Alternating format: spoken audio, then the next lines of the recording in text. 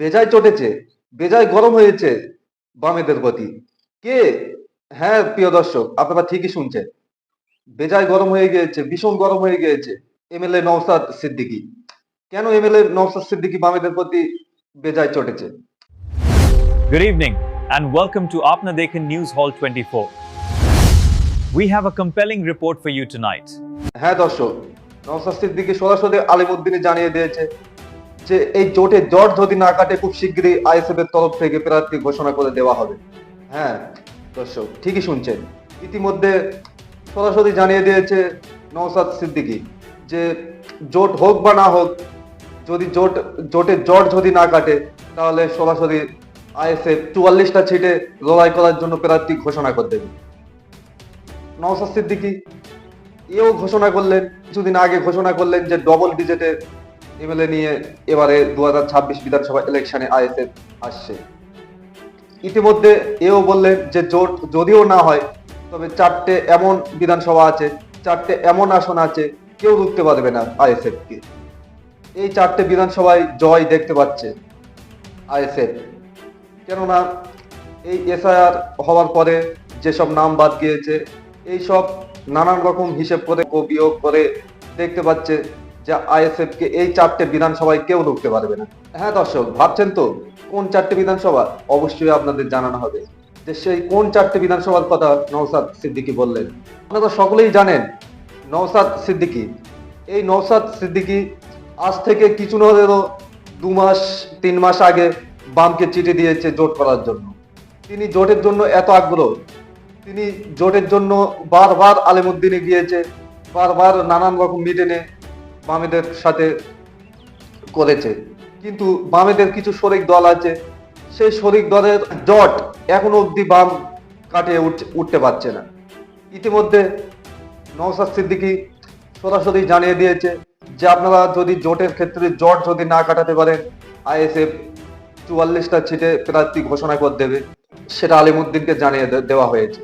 কেননা আইএসএফ দলটি এই মনে করছে যে 2026 বিধানসভা ইলেকশন খুবই নিকটে, আর এখনো অবধি যদি জোটের বার্তা যদি মানুষের কাছে না যায়, না পৌঁছয়, এখনো অবধি আমাদের যদি নিজেরই যদি জোট যদি সেইভাবে না হয়, তাহলে মানুষের কাছে সেই জোটটা কতটা গ্রহণযোগ্যতা হবে? নওশাদ সিদ্দিকী এবং আইএসএফ দলটি এটা ভাবছে। এদিকে বাম এই কিছু শরিক দল আছে, ফরওয়ার্ড ব্লক, আরএসপি, এরকম ভাবে যা কিছু দল আছে, এদের জোট নিয়ে এদের জট এখনো পর্যন্ত কাটাতে পারেনি বাম। কিন্তু নওশাদ সিদ্দিকী আইএসএফ আর এই সময় নিতে পারছে না। কেননা তারা মনে করছে ভোটের মুখে যদি জোট হয়, সেই জোট কোনো গ্রহণযোগ্যতা হবে না মানুষের কাছে। কিভাবে বিশ্বাসযোগ্যতা হবে মানুষের কাছে যে এই জোট আদেও কি মানুষ কাছে পৌঁছবে? এটা মনে করছে আইএসএফ। আইএসএফ এটাও ভাবছে যে যদি জোট হয় অবশ্যই ডবল ডিজিটে এমএলএ আনতে সফল হবে আইএসএফ দলটি। কিন্তু এটাও ঘোষণা করে দিলেন যে যদি জোট নাও হয়, তাহলে এমন 4টে বিধানসভা আছে, এমন 4টে আসন আছে, সেই আসনে কেউ রুখতে পারবে না আইএসএফ কে। আইএসএফ জয় হবেই হবেই হবেই, এরকম মনে করছে পীরজাদা নওশাদ সিদ্দিকী এবং এই আইএসএফ দলটি। কোন 4টে বিধানসভা অবশ্যই আপনাদের জানাবো, কোন 4টে বিধানসভা। হ্যাঁ, প্রথম প্রথম বিধানসভা আইএসএফ এর টার্গেটে আপনারা সকলেই জানেন 2021 বিধানসভা ইলেকশনে যেখান থেকে জয়লাভ করেছে পীরজাদা নওশাদ সিদ্দিকী, সেই বিধানসভা ভাঙড় বিধানসভাটি এবারও আইএসএফ নিশ্চিত জয় দেখতে পাচ্ছে। কেউ রুখতে পারবে না আইএসএফ কে। প্রথম। দ্বিতীয় নাম্বার যদি বিধানসভা থেকে থাকে আইএসএফ এর টার্গেটে, যে আইএসএফ সেখানে জয় হবেই, সেই বিধানসভাটা হচ্ছে কেলিং পূর্ব। এতটা সংগঠন বৃদ্ধি পেয়েছে আইএসএফ এর, সেখানে আইএসএফ মনে করছে আইএসএফ কে কেউ রুখতে পারবে না, সেই বিধানসভাটা অবশ্যই তারা জয় পাবে। আর তৃতীয় নম্বর মনে করছে দেগঙ্গা বিধানসভা।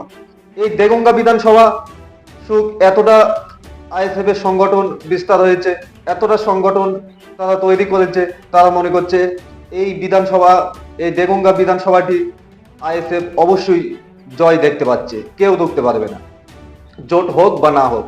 আর চতুর্থ কোন বিধানসভা? চতুর্থ বিধানসভাটা একটু দূরে, সেটা হচ্ছে হরিহরপাড়া। হ্যাঁ দর্শক, ঠিকই শুনছেন, হরিহরপাড়া মুর্শিদাবাদের একটি বিধানসভা।